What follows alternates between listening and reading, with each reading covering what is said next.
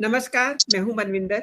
आप सभी राष्ट्रवादियों का एमबीएन नेटवर्क में एक बार फिर से बहुत-बहुत स्वागत है।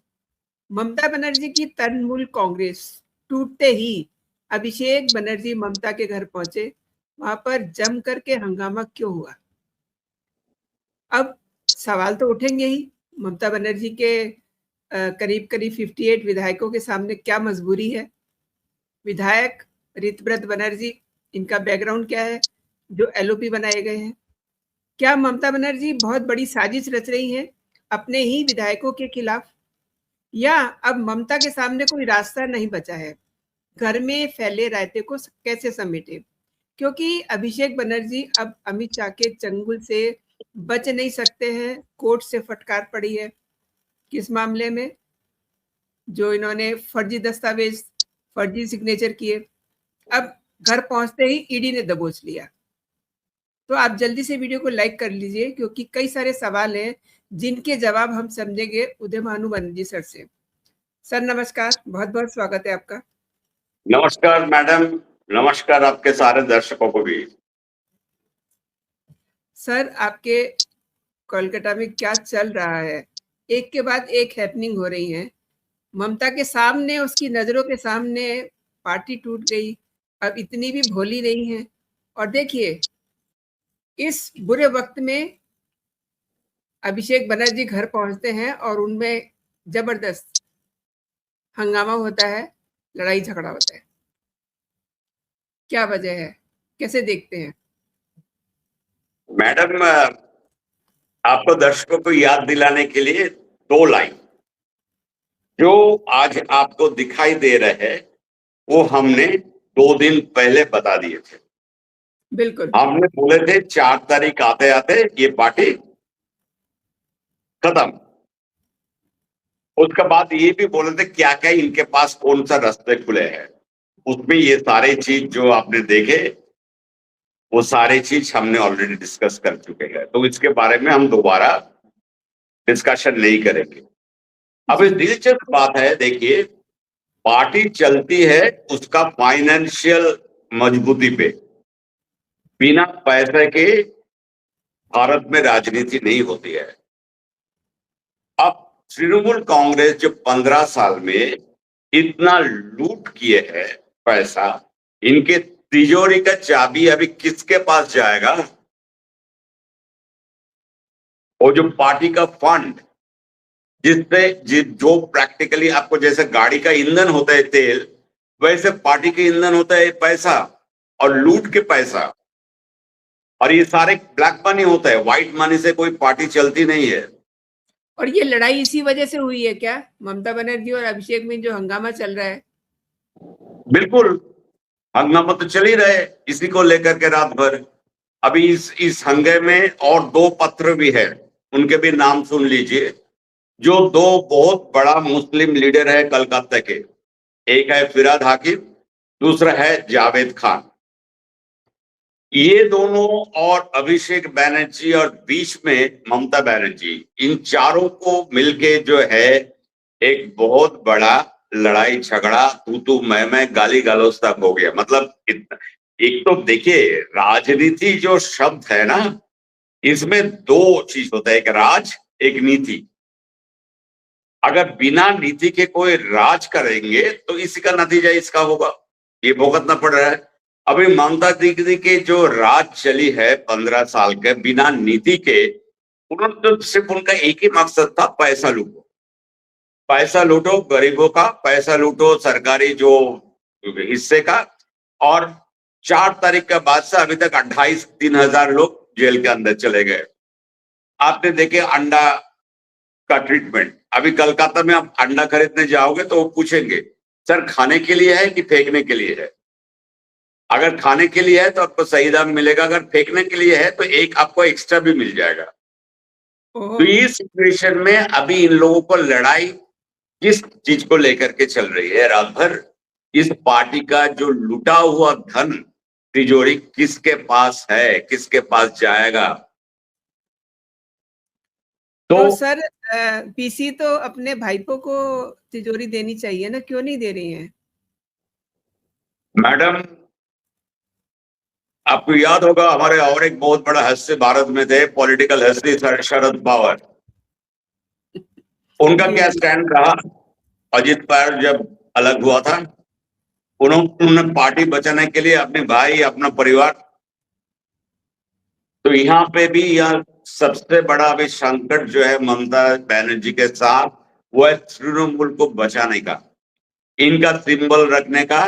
क्योंकि इन्होंने जो हरकत की है असेंबली में, जो फॉर्जरी जी के जी केस में, जी जी इनके कल अगर चुनाव आयोग इस पार्टी को डी रजिस्टर कर देते हैं, तो जी आप समझ सकते हैं इसका क्या होगा नतीजा। हम्म। अभी इसीलिए जो है ये 60 विधायक इकट्ठा किया रातों रात, और ये सारे सब कुछ, ये सारे स्क्रिप्ट जो है, और ममता बनर्जी को कोई भी अगर हल्के में लेते हैं बहुत बड़ा गलती करते हैं, बहुत ही बड़ा गलती होगी अगर ममता बनर्जी, क्योंकि हम जानते हैं हमारा प्रधानमंत्री जी, ये हमारा गृह मंत्री जी, ये दोनों ममता बनर्जी को हल्के में नहीं लेते हैं। इनको सामने अभी क्या क्या मुद्दा है बताइए। एक है पार्टी को बचाना, दूसरा है अभिषेक को बचाना, तीसरे है जितने फर्जी, जितने सारे सब कम किए हैं वो सबसे अपने आप को रिहा करना, एसआईआर को लेकर के केस है, फाइल चोरी का केस है।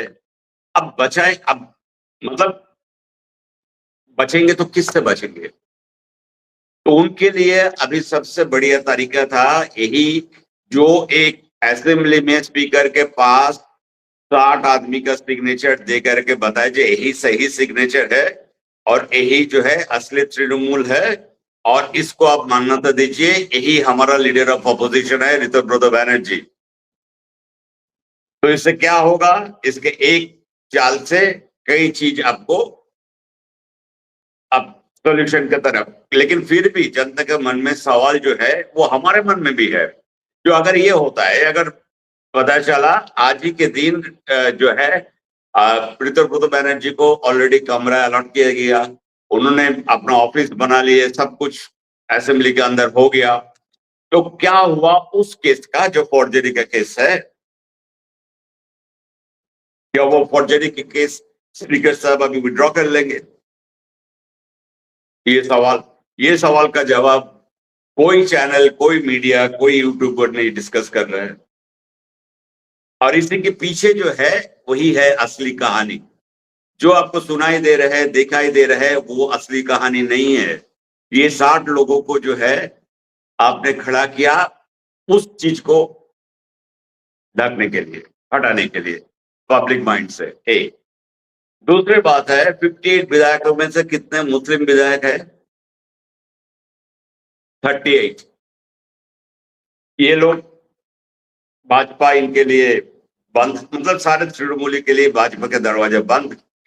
अभी मुस्लिम जो विधायक चुन के आए हैं, या तो ये कांग्रेस में जा सकते हैं या सीपीएम में जा सकते हैं, और या तो ये हुमायूं कबीर और आईएसएफ जो है नौशाद सिद्दीकी, इनके साथ मिलके एक अलग से मुस्लिम लीग टाइप का जो है अपना बना सकते हैं। तो मुस्लिम लीग अगर बन जाएगा तो फिर तो तृणमूल और बिगड़ जाएगी ना, क्योंकि इनके राजनीति तो था जिहादिस्ट, सेपरेटिस्ट और माइनॉरिटीज को लेकर के, वो माइनॉरिटी वोट्स इनसे चली गई। इसके बाद ये जो 2-4 जो है इतने विधायक जो चुन के आए हैं, ये भी अगर चले जाते हैं दूसरा खेमे में या दूसरा पार्टी में, तब तो कुछ होगा नहीं। तो इन लोगों को देखिए कैसे, जैसे ऋतुव्रत बैनर्जी को जैसे लीडर ऑफ ऑपोजिशन बनाया, अमरुद्दम करके एक है उनके मुस्लिम लीडर, काफी सीनियर, पहले विधायक भी हो चुके थे, रह चुके हैं, मंत्री भी थे, उनको चीफ व्हिप बनाया। जावेद खान को लीडर ऑफ ऑपोजिशन का वो दूसरा, मतलब उसका बाद वाला। तो ये सारे एक बहुत बड़ा गणित बन रहा है मैडम खिचड़ी। और इसके पीछे अब एक चीज आप नोट करके रखिए, आज नहीं तो 15 दिन के बाद ये सारे पता चलेगा जो इसके पीछे पूरा इंडी गठबंधन का जोग है। जितने राष्ट्र विरोधी तत्व है सब मिलके ये कर रहे हैं, क्योंकि भाजपा आ जाने से बहुत लोगों का पेट में खलबली शुरू हो गई थी। पश्चिम बंगाल और भाजपा सरकार, अरे बाप रे, बांग्लादेशियों के क्या होगा? हमारे घर में रोटी नहीं है, इससे कोई मतलब नहीं है। बांग्लादेश को जो है उसको सही रखना है। वहां के जमातियों ने ऐलान कर रहे हैं जो ममता बनर्जी को हम प्रेसिडेंट बनाएंगे, ग्रेटर बांग्लादेश को। तो ये सारे चीज तो अब प्लान तो फेल हो गया ना, वो सारे चीज।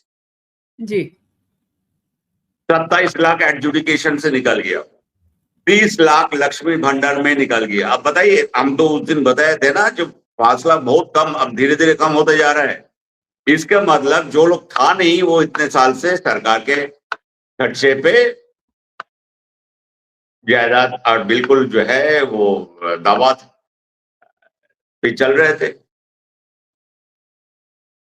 और अभिषेक का क्या होगा? सारे मामले खुल गए हैं उदय सर। अभिषेक के घर जब ईडी पहुंची, ये बहुत सारे मामले हैं ना, टीचर भर्ती वाला मामला भी है, और एक और लास्ट हमने वो डिस्कस किया था, कई सारे मामले खुल गए हैं। तो ये तो इस एक तरीके से बहुत जल्दी बड़े घर जाने वाले हैं। क्या आप दिखाई दे रहा है आपको? अभिषेक जी अगर सड़क पे निकलते हैं तो क्या नतीजा होगा, आप लोग सब देख लिए हैं, पूरा भारत देख लिए। तो ये सड़क पे तो घूम नहीं सकते हैं, जनता के बीच जाके स्लोगनबाजी नाराबाजी नहीं कर सकते हैं। तो इनके लिए अभी सेफ जगह जो है वो है पुलिस कस्टडी या जुडिशियल कस्टडी। ये भी एक तरीका होता है कोई लीडर को बचाने के लिए।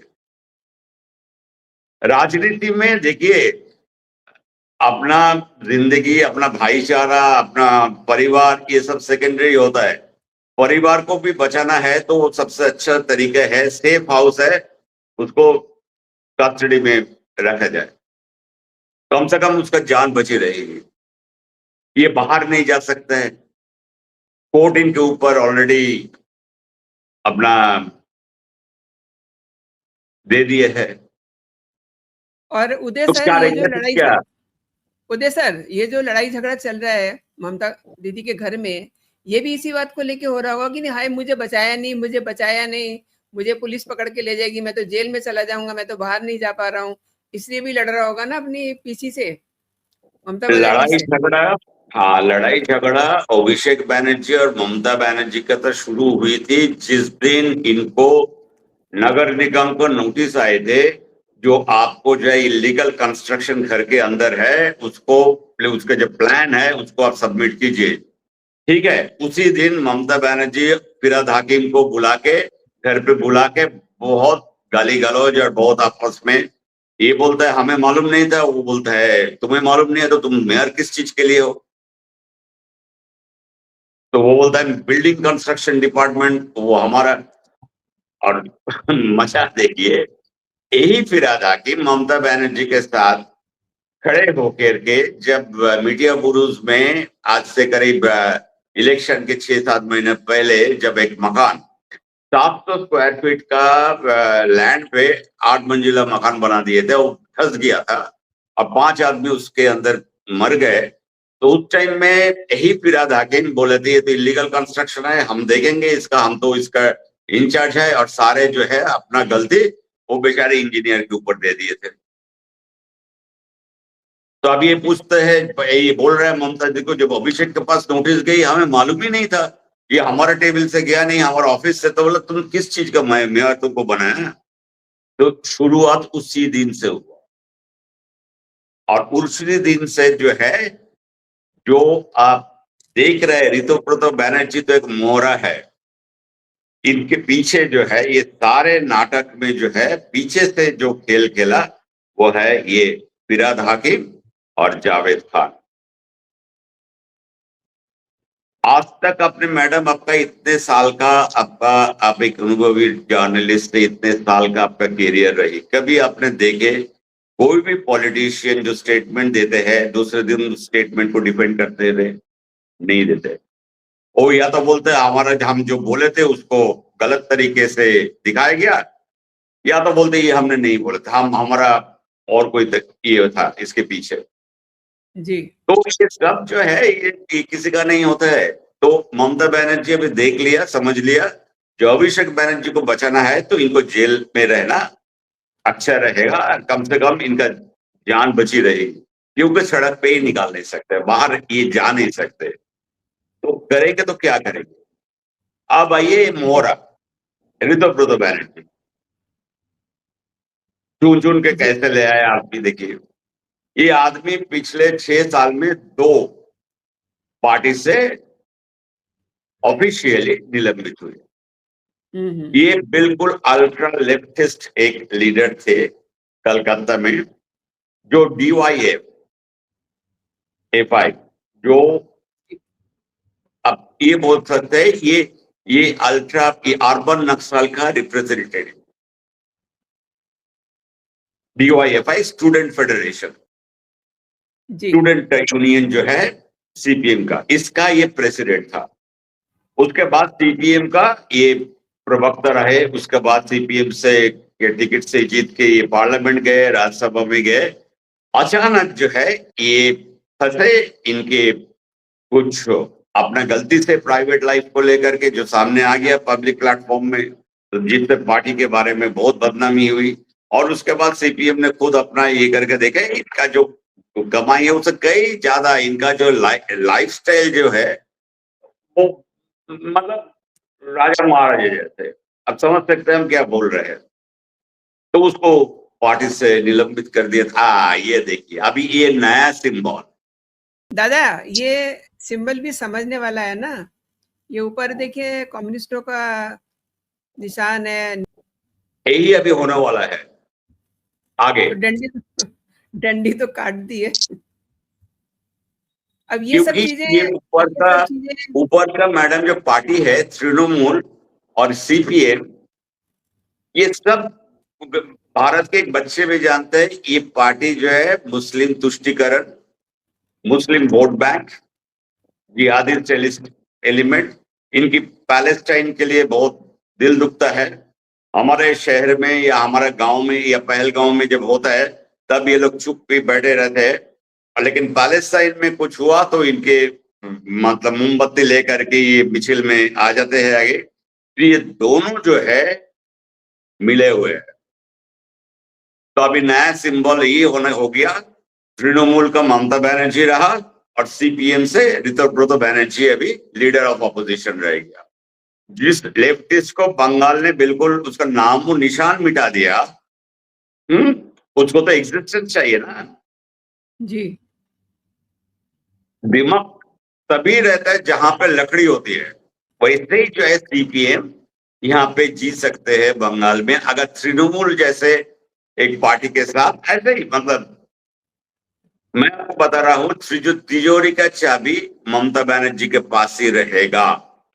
ये साफ हो जाता है क्योंकि ऋतुव्रत बैनर्जी अपने खुद आज प्रेस कॉन्फ्रेंस में बताया, ममता बनर्जी हमारा लीडर है, अभिषेक बनर्जी के साथ इसका कोई रिश्तेदारी नहीं है हमारा। वो ना तो हमारा विधायक है, ना हमारा पारिषद जो दल है उसके कोई मेंबर है, कोई लीडर है। ममता बनर्जी हमारे उनके एडवाइस पे ये पार्टी चलेगी, उनके एडवाइस पे हमारा क्या रोल रहेगा, ऑपोजिशन का कैसे कौन सा भूमिका रहेगी, वो हम उनके मार्गदर्शन से चलेंगे। देखिए तो यही सब तो लड़ाई की वजह है ना, इसी वजह से तो PC और भाइपो में लड़ाई मच गई है। बिल्कुल, इसीलिए लड़ाई मच गई है। और इस लड़ाई के पीछे जो 3 लेडीज है जो लापता है, ये देखिए इन लोगों का बैकग्राउंड भी थोड़ा सा बताएं। बिल्कुल मोहम्मद शावनी घोष, मानेका गुरुस्वामी और ये सारे अर्बन नक्सल्स का ग्रुप है मैडम। ये बिल्कुल जो है अर्बन नक्सल्स का ग्रुप है। उदय सर, ये टूल किट वाले लोग हैं। ये टूल किट वाले लोग हैं। इनसे आप कोई शब्द नहीं आप सुने होंगे पिछले 10 दिन में, सिर्फ 1-2 ट्वीट और उल्टा सीधा बयानबाजी, मतलब जिससे कोई ना तो पॉलिटिकल है ना इनका कोई रिश्तेदारी है। और आप तो जानते हैं एक इनकी जो महान जो ये सांबादिक है मैडम, उनके हस्बैंड के बारे में हम क्या बताएं, सब जानते हैं। उनका क्या चरित्र है, वो क्या करते हैं और क्या नहीं करते, कहां से उनको फंडिंग मिलता है और वो कौन सा नैरेटिव चलाते रहते हैं। तो अभी एक बहुत बड़ा नैरेटिव का एक लड़ाई आपको दिखने में मिलेगा, देखिए 2-4 दिन। और अब आपका दर्शकों को मैं बता देता हूं, आप नोट करके रखिए हर एक दर्शक, अगले 3-4 दिन में यही होगा। बहुत मतलब नैरेटिव का वॉर ये बोलेगा इस, लेकिन बंगाल की जो जनता जो भाजपा को सरकार में ले आए हैं, इतना बढ़िया बहुमत दे करके, उनके सवाल 2-3 है जो हम आपके दर्शकों को और आपके माध्यम से मैं रखना चाहता हूं। पहली श्योर। चीज है, ये लोग, ये 60 लोग जो है, ये कोई दूध के धुले हुए नहीं है। इनके अगेंस्ट में भी बहुत सारे आपका इलीगल कंस्ट्रक्शन, तोलाबाजी, कट मनी, करप्शन, सारे सब कुछ है। और इनके नीचे की भी जो लेवल का, जो ब्लॉक पंचायत लेवल का, इन ये तो चुनाव लड़ता है उन्हीं ब्लॉक लेवल का जो कार्यकर्ता, उसी से। तो ये सारे जो है, इनके क्या होगा आगे? तो ये 60 आदमी को ऊपर हाथ हटा लेंगे शुभेंदु जी? एक सवाल, बहुत बड़ा सवाल है, ये बंगाल की जनता इसका जवाब चाहते हैं। दूसरे सवाल, स्पीकर साहब अभी क्या करेंगे वो पुराना चिट्ठी लेकर के? क्या सीआईडी इन्वेस्टिगेशन बंद हो जाएगी? क्या एफआईआर विड्रॉ हो जाएगा? क्योंकि अब नया ऑपोजिशन लीडर ऑफ ऑपोजिशन बन जाने के मतलब, अब तो वो चिट्ठी तो वो हिस्ट्री हो गया, वो चिट्ठी कूड़ादान में आप फेंक दीजिए। तीसरी बात है, अभी जो बांग्लादेश बॉर्डर लेकर के जो चल रहा है काम, शुभेंदु जी जो इतने सारे कदम लिए, हमारे अमित शाह जी जो है आ रहे फिर दोबारा और बॉर्डर एरिया में, और इतने बड़ा प्रॉब्लम जो इतने सालों से जो है घुसपैठियों के साथ हो रहा था, अभी वो सारे चीज जो है, जितने जमात और उनके जो स्लीपर सेल यहाँ पे है, मालदा, मुर्शिदाबाद, 24 परगना, दोनों दिनाजपुर, उन लोगों को कितना जल्दी अरेस्ट करके और डिपोटेशन हो। डेली हो रहा है, ये हम जानते हैं, डेली हो रहा है। कोई भी बॉर्डर में आप जाइए तो वहां पे देखिएगा भीड़ इकट्ठा हो रहा है। और अमित शाह जी ने साफ बताया, जो अपने आप चले जाएंगे उनको हम मदद करेंगे वापस जाने में, लेकिन जिसको हम पकड़ेंगे उसको हम होल्डिंग सेंटर में भेजेंगे। तो यही 3 मुद्दे पे अभी बंगाल के जो जितना जो मत दिया भाजपा को, मत दे के इतने साल के बाद, इतना लड़ाई के बाद, इतना खून खराबा हुई, इतने माँ अपना बेटे को खोया, इतना औरत जो है अपना पति को खोए, इतना हिंसा, इतना वायलेंस के बाद ये सरकार आई। तो इस सरकार से उम्मीद यही है, ये सारे जो है वर्ग है, इन लोगों को जस्टिस मिले। उदय सर, कोलकाता में आप बैठे हुए हैं और कोलकाता के जो हैपनिंग्स हैं वो तो बड़े मजेदार हैं। मतलब कहीं तो लड़ाई मची हुई है, कहीं कहीं कुछ हो रहा है, ईडी जो है पहुंची हुई है ना? अभी तो देखिए, अभिषेक बनर्जी आज हाईकोर्ट गए थे। जी, हाईकोर्ट में उन्होंने गए एक याचिका लगाने के लिए। इनके ऊपर अभी 3 तलवार है। एक तो है आपका नगर निगम का जो है इलीगल कंस्ट्रक्शन, उसका जवाब इनका पिताजी दे दिए, क्योंकि ये मकान जो है लिप्स एंड बाउंड्स का नाम पे है, जिनके ऊपर नगर निगम का नोटिस आई थी। और लिप्स एंड बाउंड्स का डायरेक्टर है काली बनर्जी और लता बनर्जी, जो अभिषेक बनर्जी का फादर और मदर है। ठीक है, वो एक चीज हो गया। दूसरा, इसके ऊपर जो है वो सीआईडी का सिग्नेचर फॉर्जरी, जिनकी 15 दिन के टाइम के लिए लिखे थे, इजी दूसरे दिन जाके इसको दूसरा नोटिस पकड़ा दिया। और ज्यादा से ज्यादा बुधवार उनको बोले थे, अगर नहीं आएंगे तो तीसरा नोटिस, और तीसरा नोटिस के बाद ये अरेस्ट हो जाएंगे।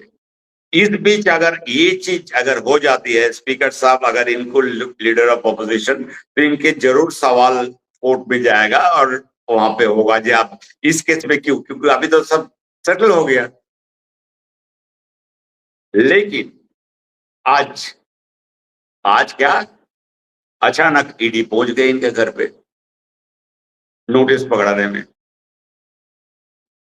और नोटिस पे क्या, उसको बोले 8 जून में आओ, थोड़ा चाय पर बिस्किट समोसे पकोड़े थोड़ा खाते हैं, आपस में बैठ के गपशप करते हैं। बहुत करप्शन, बहुत एविडेंस है मैडम, इनके ऊपर अगर चाहे ईडी एक दिन में उठा सकते हैं। वो उदय सर, अब समय ऐसा लग रहा है कि नजदीक आ गया है। ये तो बंदा इतना डरपोक निकला कि इन्होंने तो सीआईडी का नोटिस हाथ से लेने में, मतलब इनको डर लग रहा था, सामने नहीं आए। 6 घंटे तक सीआईडी वाले लोग बैठे रहे। उसके बाद जो है उन अंदर पेपर भेजा गया, उस पे इन्होंने सिग्नेचर किए, आमना सामना नहीं हुआ। अब ईडी वाला मामला जो है, ईडी का तो आपको पता ही है कि वो पहले बुलाते हैं और अगर सेटिस्फाइड हो गए तो जाने देंगे, नहीं तो फिर वहीं से अरेस्टिंग हो जाती है। हमने बहुत सारे केसेस देखे हुए हैं ऐसे। उदय भानु सर, आपने मेरे शो के लिए समय निकाला और मेरे दर्शकों के लिए समय निकाला और आपने बेहद महत्वपूर्ण जानकारी दी है। आपका बहुत बहुत धन्यवाद। जय हिंद, जय भारत। जय हिंद मैडम।